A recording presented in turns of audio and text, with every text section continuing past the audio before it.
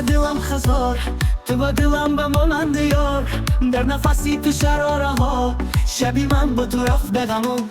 آتشی دل دروازه شب، با یادی تو دیر میرود لب.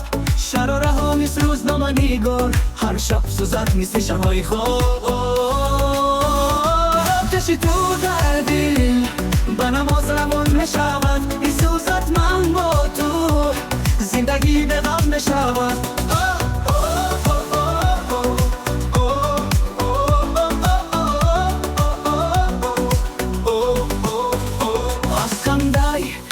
شب به غم شود، از تو مثلی شب ها نیلوفر شود. آتشی تو دل آرام می شود، در روحای دل بهاشیه شدم. با یاد تو هیچ به دل نخزر، هر نفس با تو من همه جا می روم. سکوت مثل آینه، دل من با تو در میسانی شب، من با تو در کوه. آتشی تو در دل، با نماز روان میشود. این سوزد من با تو، زندگی به غم میشود.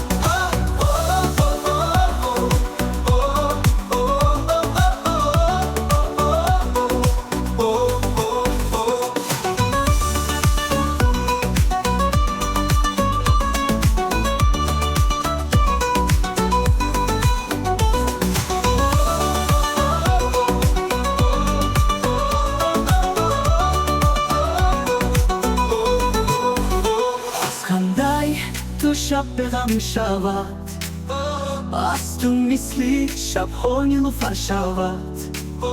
آتشی تو دل را آرام می شود، در روحای دل بهاشیه شدم.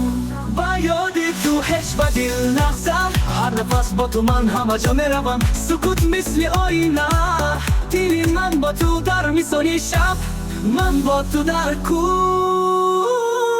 با یاد تو هیچ به دل نخزم، هر نفس با تو من همه جا می روم. سکوت مثل آینه، دل من با تو در میسانی شب، من با تو در کوه.